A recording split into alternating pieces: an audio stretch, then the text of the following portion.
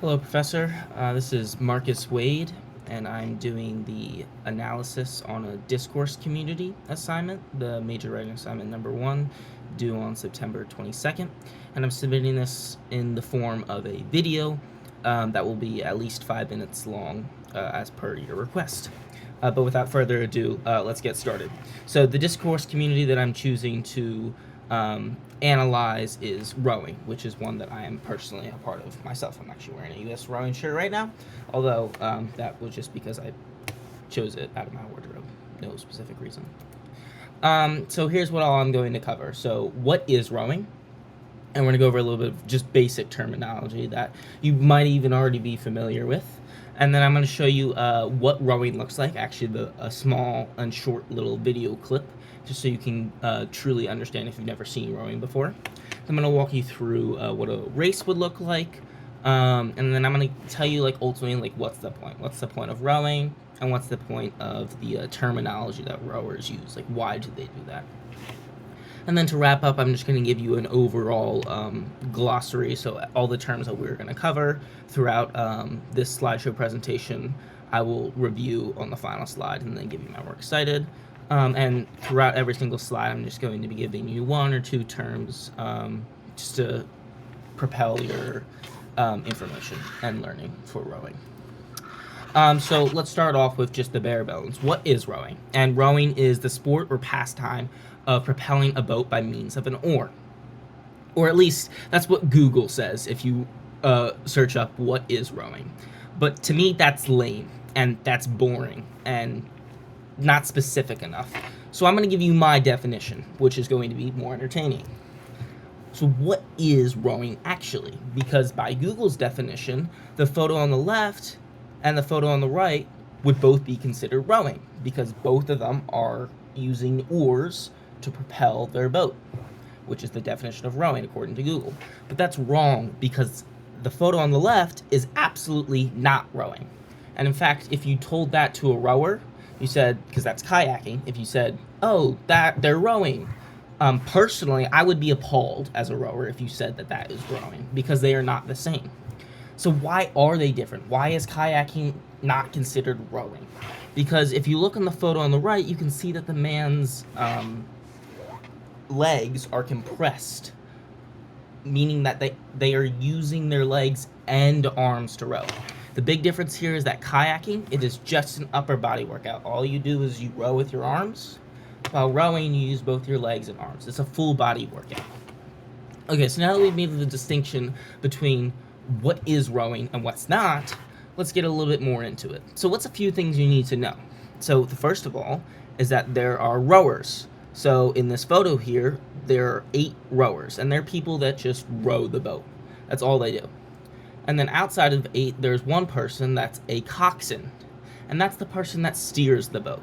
So they guide the boat down the river using a, it's called a rudder, which basically just steers the boat.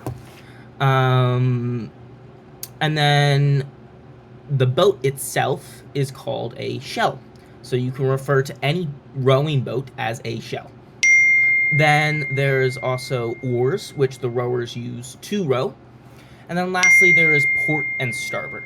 Port would be the right-hand side of a rower, and starboard would be the left-hand side of a rower. Okay?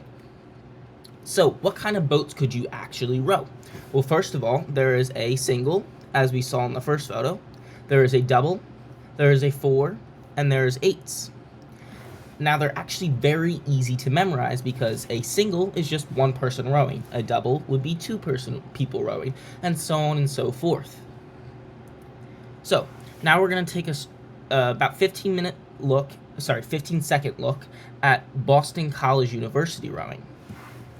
So I'm going to let this play.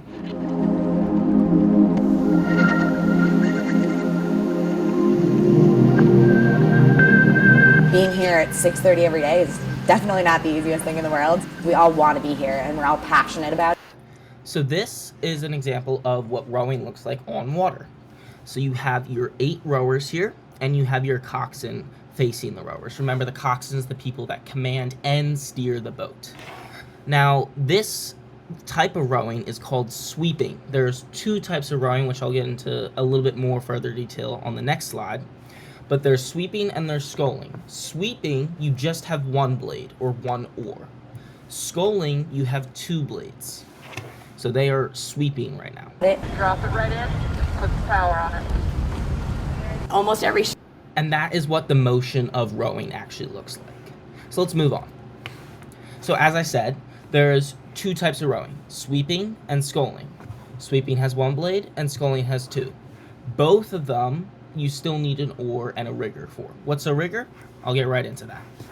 So a rigger is just a metal thing that sticks to the boat. It basically is just there to hold the oar lock, which the oar lock, as you might guess, holds the oar. So if we look at this photo here, this part that I'm highlighting here, that would be the rigger, and this right here would be the oar lock, holding the oar itself. And remember, sweeping is when you row with one blade, sculling is when you row with two.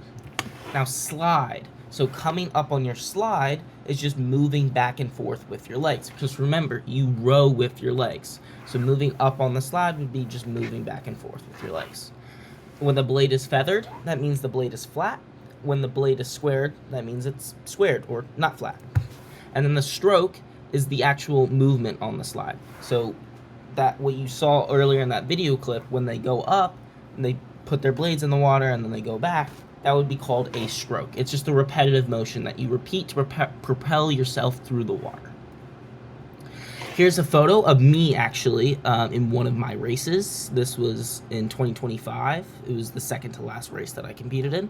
I am in the back here, and this would be a quad. So there's 4 people, but because I am sculling, because I have 2 blades, it's called a quad. If you have 1 blade or sweeping, that would be called a 4. There's this distinction so you know which kind of boat you're in. So now there's a couple positions on a boat. So there's stern and there's bow. So if we go back to this photo, these 2 gentlemen right here would be stern, and these 2 where I am would be bow. There's the bowman, which is the person in the very back. That's who I am. And then there's also the stroke, which is the person who's in the very front. So this is the stroke, this is the bow. In the case of sculling, you never have a coxswain. Remember, coxswain's the person that steers and commands the boat. So the bowman takes over that responsibility in addition to rowing. The bow ball is just, it's not very important to memorize, but it's just a ball literally at the very end of the boat or the shell that measures when you finish. So it's when that bow ball crosses the finish line is when you finish rowing. Now, let's say you wanted to row, but you wanted to row inland. There is an erg, which is this photo on the bottom here. You would just use that to be able to practice rowing.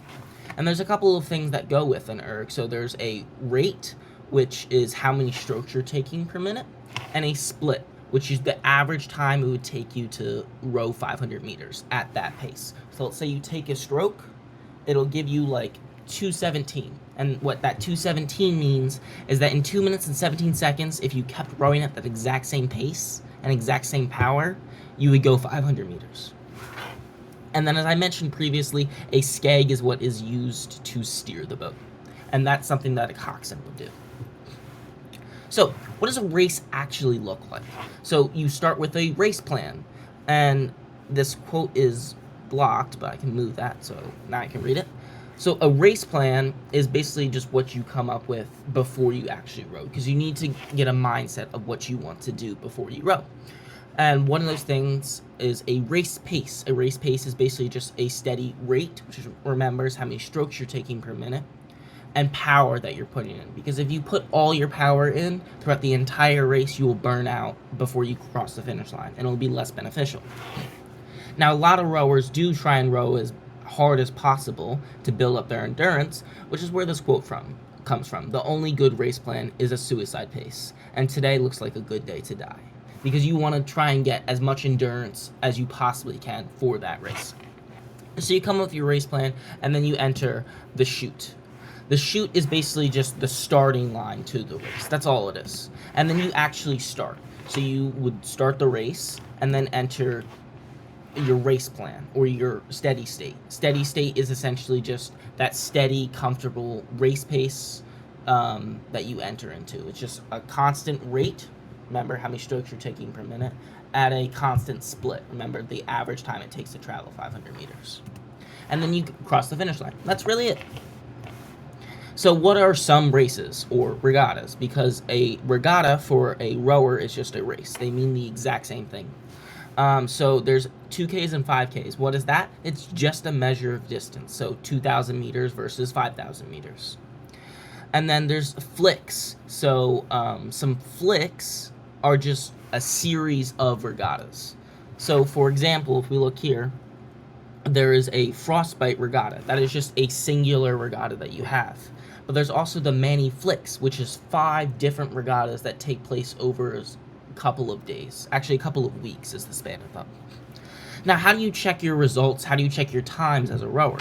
Because that's important to know. Like, how do you know where you finish? And you would do that on something called Regatta Central or Row Town or Row 2K. They basically just give your times compared to other rowers that you did in your race. Okay? So, what's the point of all this headache? Because I just gave you a whole bunch of terms and a whole bunch of definitions that you likely don't remember half of them. I'd be impressed if you did. But as a rower, they become second nature to you. But why? Why are they so important to know?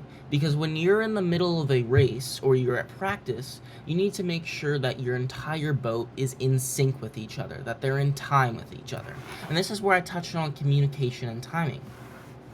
And also this quote from George Pocock, which is 8 hearts must beat as one in an 8-oared shell, or you don't have a crew. What does that mean? Because that doesn't sound like English to most people, likely. That means when you row as a team, when you row with other people, all of you must drive or start your stroke at the exact same time and be in sync with each other, because it generates far much more power as a team rather than as an individual at your own pace. Being able to row together allows you to generate more power. And the point of all of these terms is to be able to simplify communication. Imagine if you're in the middle of a race and all of a sudden I have to say, okay, everybody, put more pressure on your right-hand side of your oars. As a rower, an easy way to simplify that is just pressure on port. It's a very easy and simple statement that gets the message across without wasting my energy and also efficiently communicating it. Okay?